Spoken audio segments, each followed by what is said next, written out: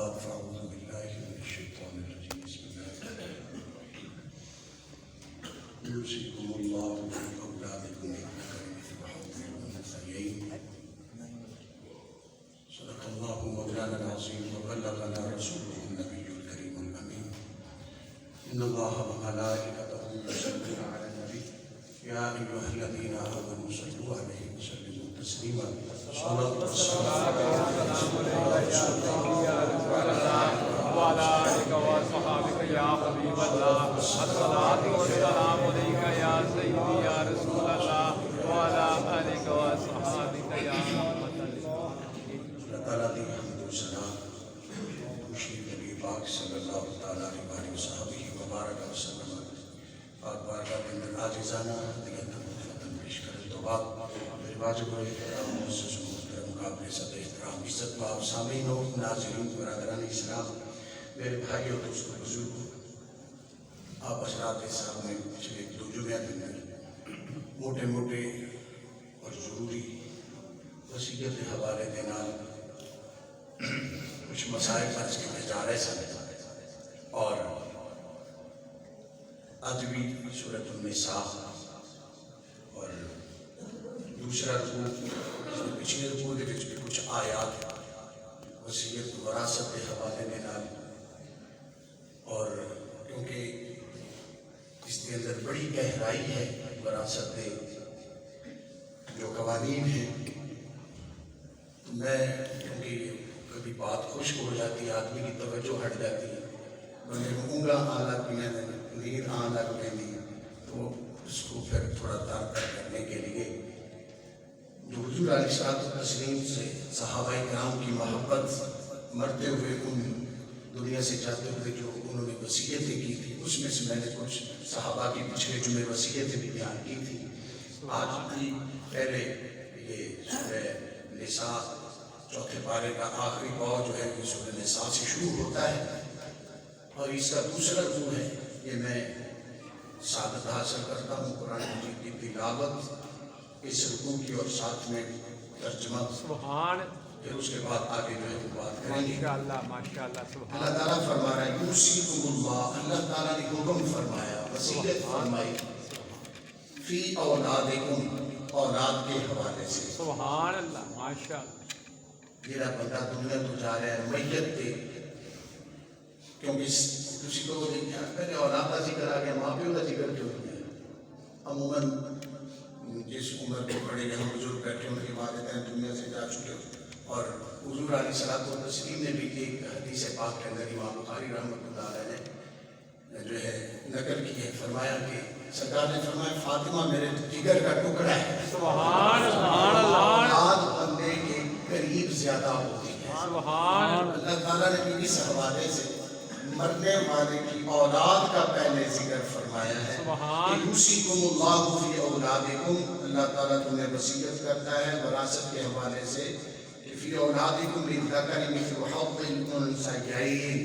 للذکر، ذکر مرد کو عربی میں کہا جاتا ہے اور اسی طریقے سے مؤنث عورت کو کہا جاتا ہے. اس پر اب پہلی لائن کا جو ہے محاورہ ترجمہ کہ اللہ تمہاری اولاد کی وراثت کے حصوں کے متعلق تمہیں حکم دیتا ہے کہ میت کے ایک بیٹے کا حصہ 2 بیٹیوں کے برابر ہے.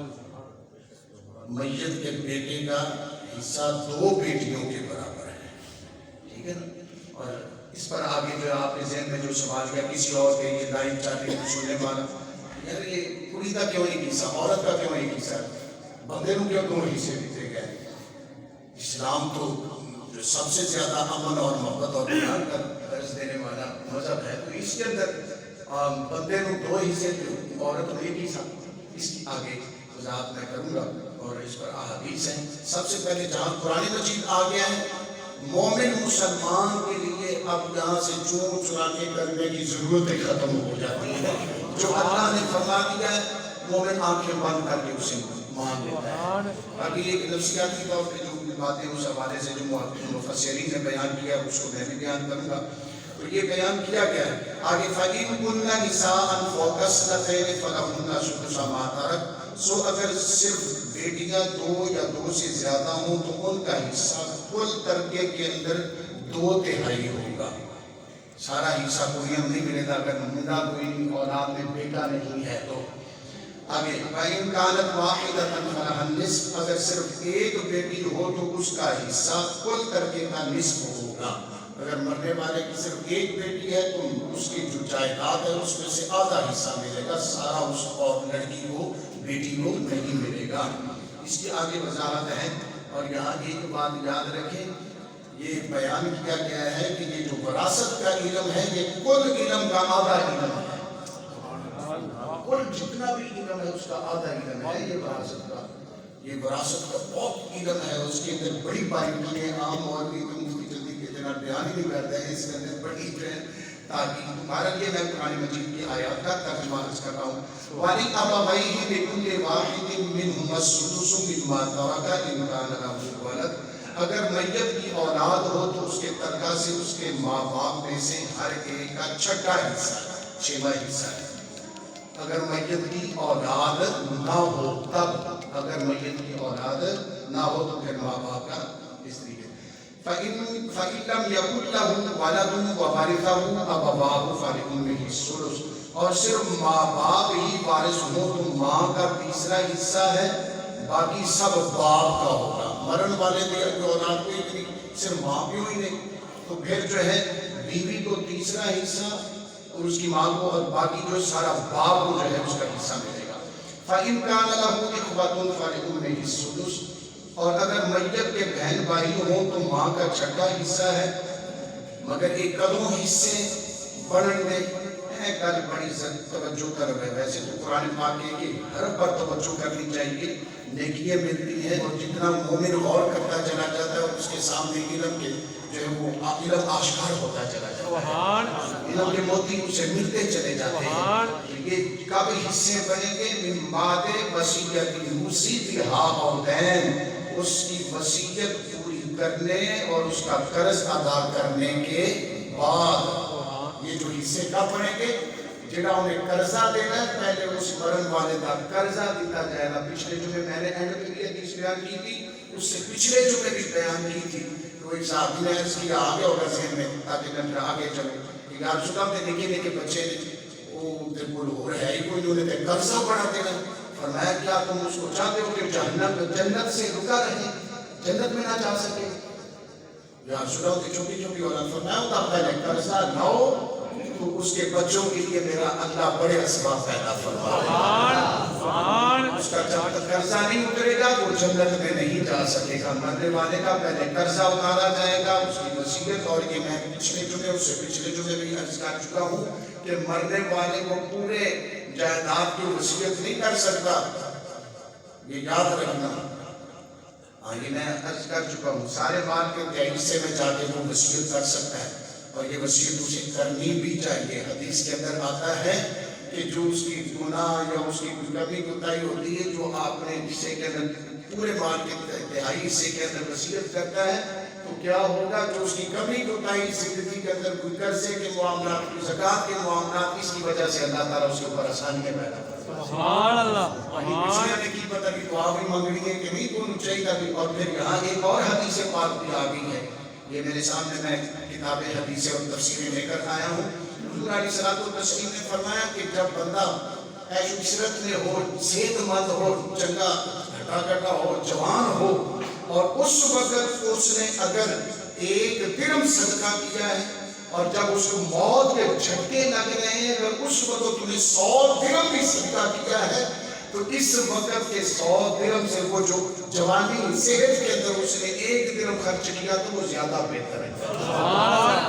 اور ایک حدیث کے اندر میرے آقا علیہ الصلوۃ والتسلیم خود فرماتے ہیں، سرکار نے فرمایا جب بندہ مر رہا ہوتا ہے نا، وہ جھٹکے لگ رہے ہوتے ہیں، تو کہتا ہے ایمون دے دینا، ایمون دے دینا، یہ اس کو دے دینا، یہ اس کو دے دینا.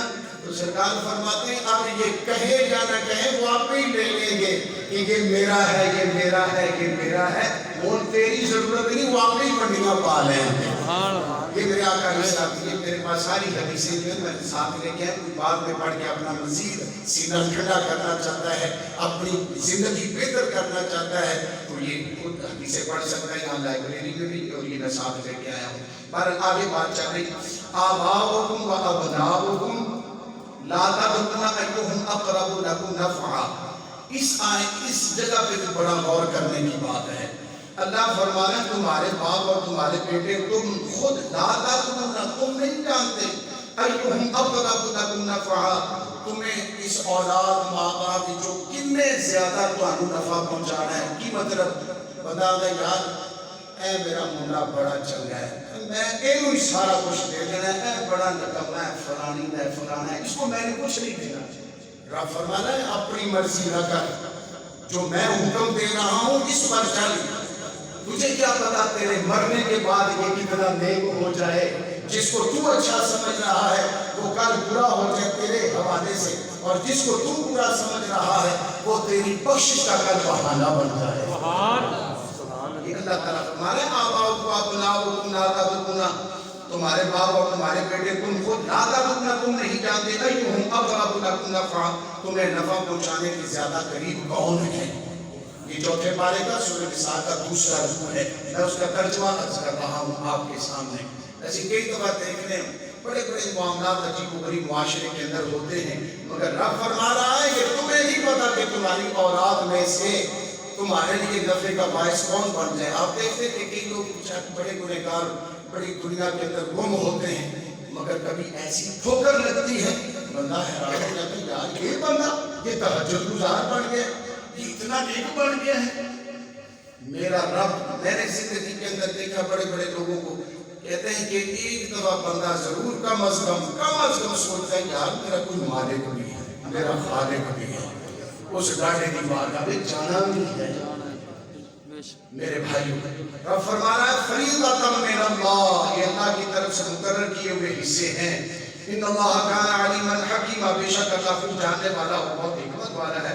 آگے پھر سنیے گا وَلَكُمْ نِصْفُ مَا تَرَكَ أَزْوَاجُكُمْ إِن لَّمْ يَكُن لَّهُنَّ وَلَدٌ، تمہاری بیویوں کے ترکہ میں سے، یعنی اگر کسی کی بیوی فوت ہو جاتی، بیوی فوت ہو جاتی اس کے پاس کوئی جائیداد یا اس طریقے کی، تو وَلَكُمْ نِصْفُ مَا تَرَكَ أَزْوَاجُكُمْ إِن لَّمْ يَكُن لَّهُنَّ وَلَدٌ، تمہاری بیویوں کے ترکہ میں سے تمہارے لیے آدھا حصہ ہے بشرطے کہ ان کی اولاد نہ ہو۔ سمجھ آ رہی ہے نا؟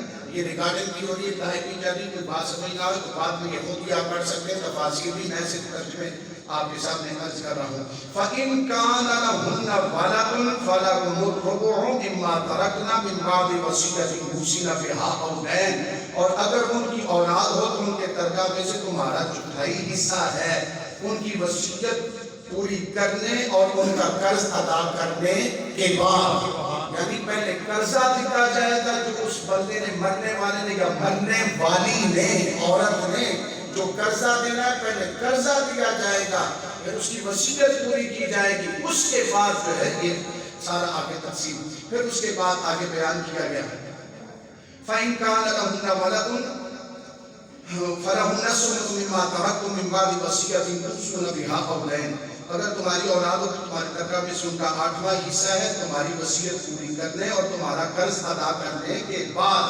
وَإِن كَانَ رَجُلٌ يُورَثُ كَلَالَةً أَوِ امْرَأَةٌ وَلَهُ أَخٌ أَوْ أُخْتٌ فَلِكُلِّ وَاحِدٍ مِّنْهُمَا السُّدُسُ، یہ بات اگر پھر توجہ کریں، اگر کسی ایسے مرد یا عورت کا ترکہ تقسیم کرنا ہو جس کے نہ ماں باپ ہو نہ اولاد، اس کا ماں باپ کی طرف سے بھائی یا بہن ہو، تو ان میں سے ہر ایک کا چھٹا حصہ بنے گا، 6واں حصہ بنے گا۔ فَإِن كَانُوا أَكْثَرَ مِن ذَلِكَ فَهُمْ شُرَكَاءُ فِي الثُّلُثِ مِن بَعْدِ وَصِيَّةٍ يُوصَى بِهَا أَوْ دَيْنٍ، اور اگر وہ بھائی یا بہن ایک سے زیادہ ہوں تو ان سب کا 1/3 حصہ ہے اس شخص کی وصیت پوری کرنے اور اس کا قرض ادا کرنے کے بعد۔ آگے فرمایا غیر اللہ وصیۃ من اللہ، یہ وصیت میں نقصان نہ پہنچایا گیا ہو، یعنی جو اللہ تعالیٰ نے وصیت جو حق جو طریقے جو حصے رکھے ہیں ان کے مطابق کرنا ہے، نقصان نہ پہنچایا گیا ہو، یہ اللہ کی طرف سے حکم ہے۔ اللہ علیم حلیم، اللہ خوب جاننے والا اور حکم والا ہے۔ اور یہ بیان کیا گیا ہے کہ جو وصیت کے اندر ہیر پھیر جو رب نے حکم دیا اس کے خلاف کرتا ہے تو حضور علیہ الصلوۃ والتسلیم فرماتے ہیں اس کی کوئی نماز، کوئی حج، کوئی زکوٰۃ اس کا کوئی قبول نہیں ہوگا۔ یہ وصیت کے بڑے معاملات ہیں۔ یہ اولاد کی جو اپنی زندگی کے اندر وصیت کر سکتے، اگلی گل بھی سن لینا، وصیت کر سکتے ہیں اپنی زندگی کے اندر۔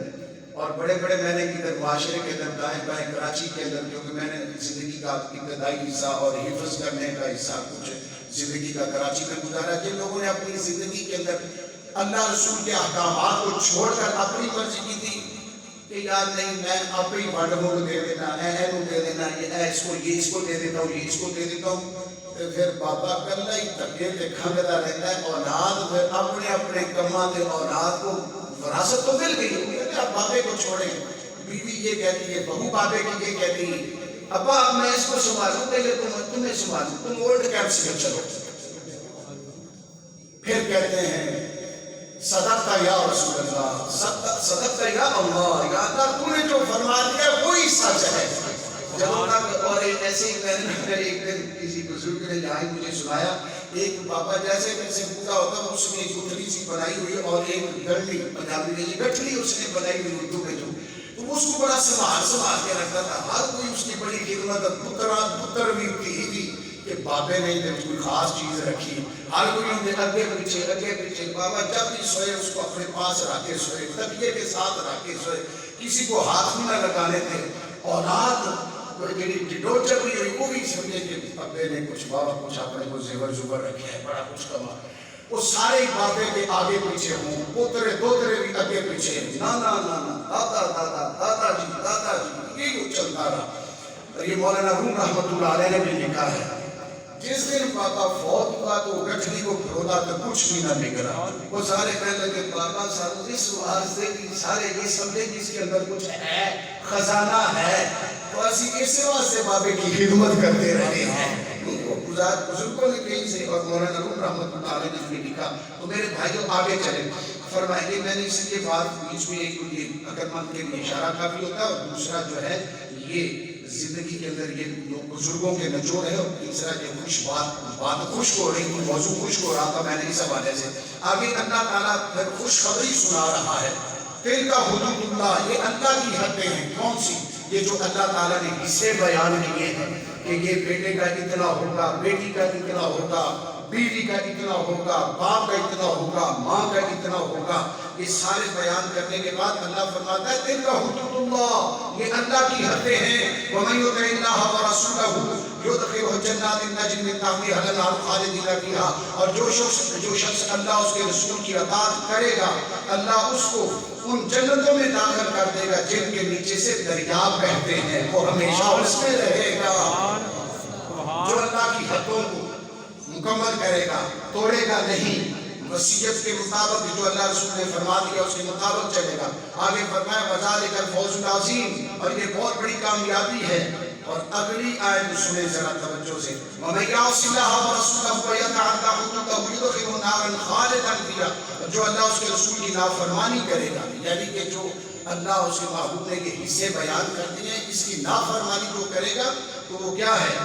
حالانکہ یہ بیان کیا گیا ہے دوسری آیات کے اندر کہ ہمیشہ جہنم کے اندر کافر رہے گا، مگر یہاں جو حصوں کے اندر ہیر پھیر کرے گا نا، اللہ اس نافرمان کے لیے بھی یہ فرما رہا ہے وَيَتَعَدَّ حُدُودَهُ، جس نے بھی حدیں توڑی، تجاوز کیا، يُدْخِلْهُ نَارًا خَالِدِينَ فِيهَا، ہمیشہ وہ جہنم میں رہے گا۔ ہم اس پر خیال ہی نہیں کرتے۔ وراثت کے حوالے سے اولاد، بیوی بچوں کو کس طریقے سے قرآن ہمیں کیا حکم دے رہا ہے اور ہم کیا کر رہے ہیں۔ اللہ وَلَهُ عَذَابٌ مُّهِینٌ، اس کے لیے ذلت کا عذاب ہے جو اللہ کی حدوں کو توڑتا ہے، جو وراثت کے اندر تقسیم صحیح طریقے سے نہیں کرتا۔ اب یہاں یہ جو سوال ہے کہ یار یہ عورت کا ایک حصہ اور مرد کے دو حصے کیوں رکھے گئے، اس پر پہلے سوال سنیں۔ عورت کو وراثت میں مرد کے حصے کا نصف ملتا ہے، اس پر یہ اعتراض ہوتا ہے کہ عورت مرد کی بنسبت پیسوں کی زیادہ محتاج ہوتی ہے۔ یہ جو نفسیاتی، یہ آج کل جو لوگ، یا آج کل ہیومن رائٹس اور یہ جو بڑی بڑی جو میرا جسم میری مرضی جیسی بدبخت اور وزاری خواتین جو ایسی باتیں کرتی ہیں، کہ ان کا سوال ہے اور آگے اس کا جواب بھی سنیے گا۔ پہلے یہ سوال، عورت مرد کی بنسبت پیسوں کی زیادہ محتاج ہوتی ہے کیونکہ مرد آزادی کے ساتھ بے خوف خطر گھر سے باہر نکل سکتا ہے اور عورت اپنے شوہر یا والدین کی اجازت کے بغیر گھر سے باہر نہیں نکل سکتی، اور اگر باہر جائے تو اس کی عزت اور عصمت کے لیے متعدد خطرات ہیں۔ بیس چونکہ اس کی عقل کم ہوتی ہے، اس لیے اگر وہ خرید و فروخت کرے تو اس کے لٹ جانے یا دھوکہ کھانے کا بہت اندیشہ ہے، اور جسمانی طور پر وہ کمزور صرف ہے، اس لیے اگر اس کو مرد سے دگنا حصہ نہ دیا جائے تو کم از کم برابر حصہ تو دینا چاہیے نا۔ یہ جو آج کا لوگ اللہ تعالیٰ کے حکم کے آگے اپنی زبان درازی کرتے ہیں، یہ ان کا سوال ہے۔ اب اس کا جواب سنیں۔ مرد کی بنسبت عورت کے اخراجات کاٹوں میں یا زیادہ ہوتے ہیں؟ یہ دنیا داری کے لیے یہ آپ لوگوں کا ہے، کیونکہ اتھوں ہونے کو ایک اور کا نہیں آتا، یہ میرا پتا مائی تو زیادہ کرتا ہے، یہ زیادہ ہونے بعد سے معاملات ہیں، مگر اس بات سنیں، مرد کے زیادہ یہ سنیں، مرد کی بنسبت عورت کے اخراجات کم ہوتے ہیں۔ کیوں؟ مرد اپنی بیوی، اپنے بچوں اور اپنے پورے ماں باپ کو بھی پالتا ہے۔ کون دسو مائی دے زیادہ ہے کہ بندے دے زیادہ ہے؟ یہ بھارت آج کا جو زمانہ اس کے حوالے سے اندراج نہیں ہونا، میں بھارت یہ قرآن اور یہ حدیث کا مسئلہ ہے۔ اپنے بوڑھے والدین کے مصارف کی ذمہ داری ہوتی ہے، اس کے برخلاف عورت پر کسی کی پرورش کی ذمہ داری نہیں ہوتی۔ اور یہاں ایک اور بھی مسئلہ یاد رکھا جائے، اور مہنگا بھی کرنا نہیں، عورت اپنی اولاد کو دودھ پلانے کا اپنے خامد سے اجرت بھی لے سکتی ہے۔ یہ دیکھو اسلام نے عورت کو کتنا مقام، مہنگا کہیں گے ساڑھے حصہ ہی کوئی نہیں، ساڑھے نال بڑی زیادتی ہے۔ خامد سے اپنی اولاد کو دودھ کیوں مفتی صاحب جیسے ہے، یہ آپ کی دعا سے دیکھا اگلے سال مفتی بن رہا ہے، کیونکہ نالی کی تصدیق اب ضروری ہے نا، کیونکہ آج کل مندے آنے کھپے لوگ ہی پتا، تو اس لیے تھوڑا سا توجہ سے یعنی یہ دیکھیں کہ اللہ تعالیٰ نے محبوب علیہ الصلوۃ والتسلیم نے عورتوں کو کتنا مقام دیا ہے۔ بندہ تے ریشم بھی نہیں پا سکتا تے مائی تے عورتاں تے سونے نال بھی لگیا تھے۔ ابھی کہتے ہیں ہمارے یہ عورت نے اپنے کو بھی رو را کے سارا کچھ لے لینا ہوتا ہے، بھراواں کو بھی لے لینا ہوتا ہے، میاں کو بھی لے لینا ہوتا ہے، پتر ہونا اولاد کو دے کو بھی لے لینی ہے۔ ابھی آنی میرا حصہ ہی کوئی نہیں، کیوں ایسا ہے؟ اللہ اکبر۔ بہرحال یہ تھوڑی سی بیچ میں باتیں اور یہ بھی ضروری ہیں، یعنی عورت اپنی اولاد کو دودھ پلانے کا، اپنی چھاتی کا دودھ، اپنے سینے کا دودھ کے چشمے جو پلاتی ہے وہ اپنے خامد سے اس کی اجرت لے سکتی ہے۔ اس طریقے سے یہ شرعی مسئلہ ہے، تو میرا کرنے کا مسئلہ نہیں، یہ سب اس پر سب کا اتفاق ہے۔ مگر ہون سوچے ہیں کہ ساڑھیاں عورتیں ہیں نہیں ساڑھے پالا پال دیا، لیکن انہیں تو ساڑھے کو منگے ہی کچھ نہیں۔ آگے اور چلیں، بات سمجھ آ رہی ہے کہ نہیں؟ سبحان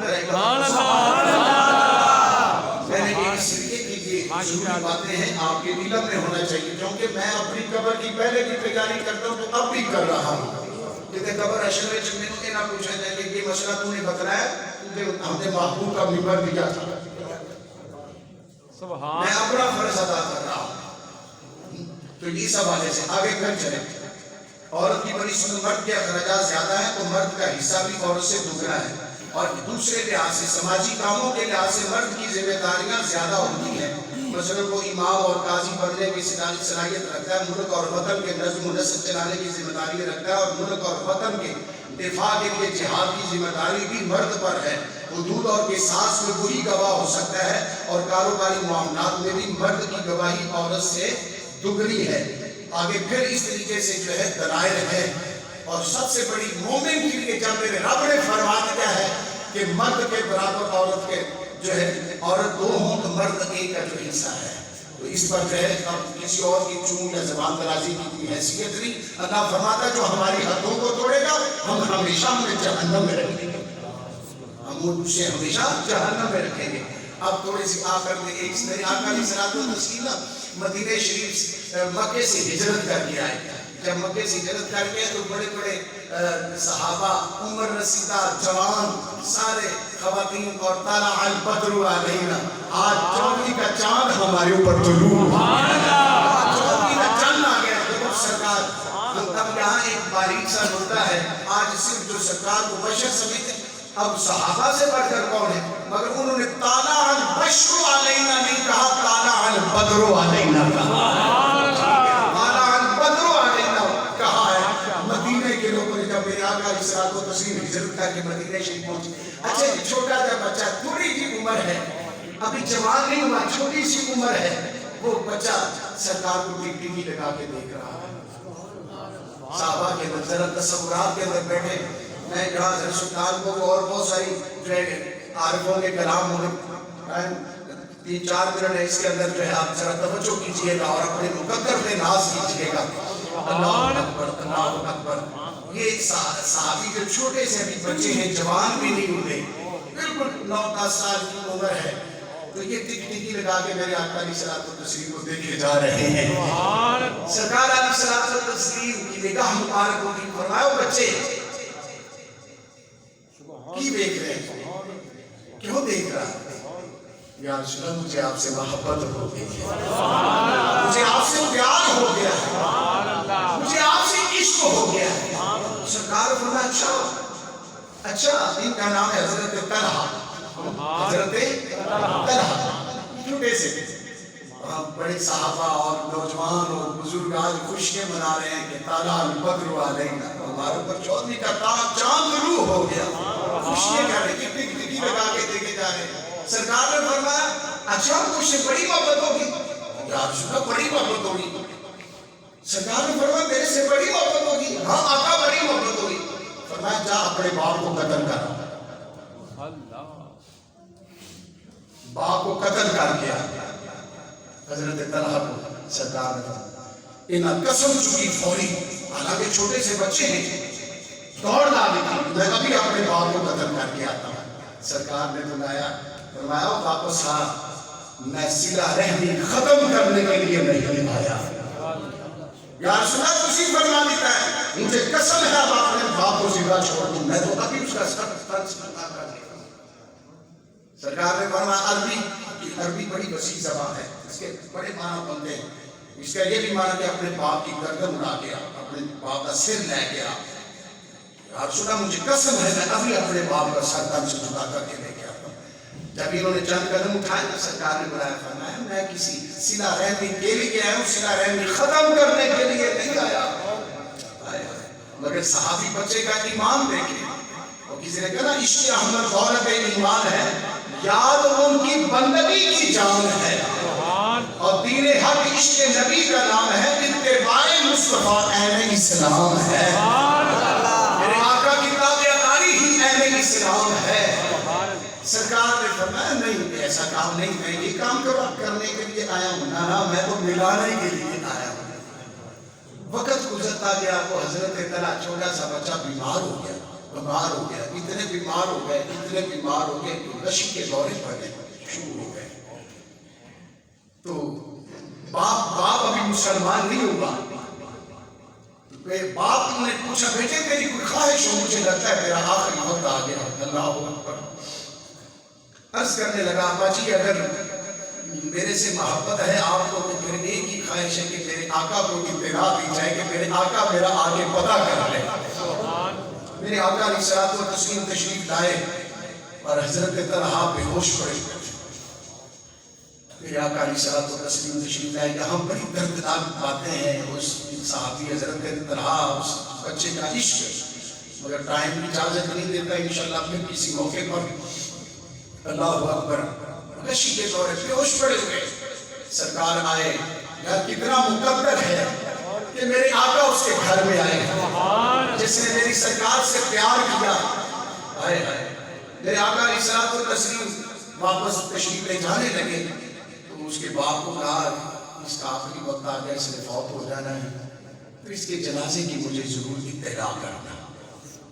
سرکار واپس تشریف لے آئے، اس بچے کو ہوش آئی، جب ہوش آئی اس نے آنکھ کھول دی، میرے آقا تشریف لائے تھے، کیونکہ صحابہ فرماتے تھے جب ہمیں کریم آقا علیہ الصلوۃ والتسلیم کا پتہ کرنا ہوتا تھا تو ہمیں کسی سے پوچھنے کی ضرورت نہیں پڑتی تھی، خوشبو بدلاتی تھی کہ اس جگہ سے اس گلی سے رب کے محبوب گزر کے گئے ہیں۔ اچھا کہنے لگا میرے آقا تشریف لائے کیا فرماتے تھے؟ سرکار فرما گئے ہیں جب یہ اللہ کو پیارا ہو جائے، اس کا انتقال ہو جائے، مجھے ضرور بتلانا، اس کے جنازے کے اندر میں شریک ہوں گا۔ اب ہم سب تو آپ اور سارے عاشقان صدیق عمر خلفائے راشدین عشاقان تو یہ کہتے ہیں، ہم تو کہتے ہیں میں سو جاؤں یا مصطفیٰ کہتے کہتے، انہیں ہم سندے آلہ کہتے کہتے، ہم تو کہتے ہیں سویا چلو آخری بیٹا ہوئے تم سامنے آ جائی، ہم یہ دعائیں مانتے ہیں۔ مگر اس عاشق صادق حضرت طلحہ کا ایمان دیکھیں، اپنے ابا کو کہنے لگے خبردار جب میرا آخری وقت آ جائے میں فوت ہو جاؤں تو میرے آقا کو نہ اطلاع کرنا۔ بیٹا کیوں؟ سرکار تو خود فرما کر گئے ہیں کہ جب یہ فوت ہو جائے تو مجھے اطلاع کرنا، میں حاضر شریک ہوں گا جنازے کے اندر۔ کہا ابا جی تمہیں نہیں پتا، یہاں تو یہودی اور کافر غیر مسلم قدم قدم پر ان کو تکلیف دینے کے لیے دشمن ہیں، تکلیف پہنچانے کے لیے وہ ہر وقت اس چکر میں رہتے ہیں کہ کب موقع ملے رب کے حبیب علیہ الصلوۃ والتسلیم کو ہم تکلیف پہنچائیں۔ وہ میرے جنازے میں شریک ہوں گے، اگر کوئی دشمن انہیں تکلیف پہنچا دے گا تو مجھے کیا فائدہ ملے گا؟ میرے آقا کو تکلیف نہ ہو، میرے آقا علیہ الصلوۃ والتسلیم کو میرے مرنے میرے انتقال کی خبر نہ کرنا۔ وہ اللہ کو پیارے ہو گئے، حضرت طلحہ بچے فوت ہو گئے، رات کو ہی فوت ہوئے، رات کو ہی ان کا جنازہ ان کو دفنا دیا گیا۔ صبح فجر ہوئی تو سرکار نے دیکھیں بے خبر ہو جو غلاموں سے وہ آقا کیا ہے۔ میرے آقا علیہ الصلوۃ والتسلیم نے فرمایا میرے طلحہ کے بارے میں مجھے بتلاؤ۔ عرض کیا کہ یا رسول اللہ وہ تو اللہ کو پیارے ہو گئے، اس کی وصیت تھی، اس کی وصیت تھی، اس نے کہا تھا کہ میرے آقا علیہ الصلوۃ والتسلیم کو خبر نہ کرنا، ان کو نہ لے کے آنا، وہ نہ شریک ہو، کہیں کافر میرے آقا کو تکلیف نہ پہنچاتے۔ تو یا رسول اللہ ہم نے رات کو ہی دفنا دیا۔ اب آگے میرے آقا کی عطا دیکھیں، عطا دیکھیں اور اپنے مقدروں پہ ناز کریں۔ یا اللہ تیرا شکر ہے ہمیں نبی کیسا عطا فرمایا ہے۔ مجھ سے کوئی کہتے ہیں کہ آپ جشن کیوں مناتے ہیں؟ میں کہتا ہوں ہم سرکار کی آمد کا جشن اور میلاد